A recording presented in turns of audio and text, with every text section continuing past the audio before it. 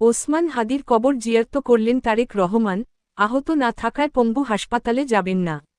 ওসমান হাদির কবর জিয়ারত করছেন বিএনপির ভারপ্রাপ্ত চেয়ারম্যান তারেক রহমান। ছবি, বিএনপির মিডিয়া সেল থেকে। বিএনপির ভারপ্রাপ্ত চেয়ারম্যান তারেক রহমান ইনকিলাব মঞ্চের আহ্বায়ক শরীফ ওসমান হাদির কবর জিয়ারত করেছেন। পরে তিনি জাতীয় কবি কাজী নজরুল ইসলামের কবর জিয়ারত করেন। আজ শনিবার বেলা 11:30টার একটু আগে তারেক রহমান ঢাকা বিশ্ববিদ্যালয়ে কবি কাজী নজরুল ইসলামের সমাধির পাশে ওসমান হাদির কবরে পৌঁছান। তারেক রহমান প্রথমে ওসমান হাদির কবরে ফুল দিয়ে শ্রদ্ধা জানান। এরপর মোনাজাত করেন।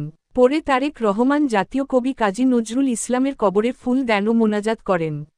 মোনাজাত পরিচালনা করেন শরীফ ওসমান হাদির বড় ভাই আবু বকর সিদ্দিক। এই সময় উপস্থিত ছিলেন বিএনপি মহাসচিব মির্জা ফখরুল ইসলাম আলমগীর, স্থায়ী কমিটির সদস্য সালাহউদ্দিন আহমদ, ঢাকা বিশ্ববিদ্যালয়ের উপাচার্য অধ্যাপক নিয়াজ আহমেদ খানসহ অনেকে।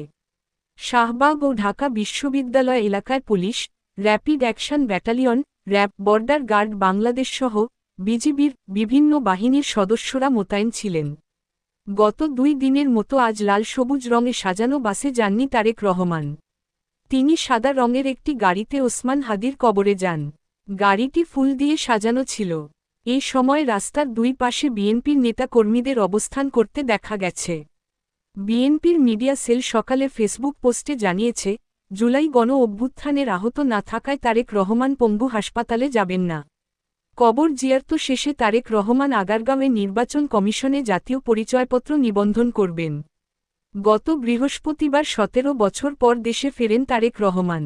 লন্ডনে নির্বাসিত জীবন শেষে তার প্রত্যাবর্তন ঘিরে ঢাকায় লাখ লাখ নেতাকর্মী, সমর্থকসহ সাধারণ মানুষের অভূতপূর্ব জমায়েত হয়। ঢাকার পূর্বাচলের 300 ফিট এলাকায় অনুষ্ঠিত সংবর্ধনা সমাবেশে সারা দেশ থেকে দলের মনোনীত প্রার্থীরা যোগ দেন।